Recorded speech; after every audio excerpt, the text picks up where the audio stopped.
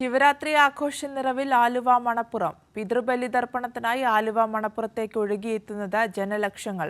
ശിവരാത്രി ചടങ്ങുകൾ ഭംഗിയായി നടക്കുന്നതിനാവശ്യമായ എല്ലാ ക്രമീകരണങ്ങളും തിരുവിതാംകൂർ ദേവസ്വം ബോർഡും ഒരുക്കിയിട്ടുണ്ട്. ശിവരാത്രിയോടനുബന്ധിച്ചുള്ള പിതൃബലിതർപ്പണത്തിനായി നിരവധി പേരാണ് ആലുവ മണപ്പുറത്തേക്ക് എത്തുന്നത്. രാത്രി 12-ന് ശിവരാത്രി വിളക്കിനും എഴുന്നള്ളിപ്പിനും ശേഷമാണ് ബലിതർപ്പണം ആരംഭിക്കുന്നത്. ചടങ്ങുകൾക്കായി 116 ബലിത്തറകൾ മണപ്പുറത്ത് സജ്ജീകരിച്ചിട്ടുണ്ട്.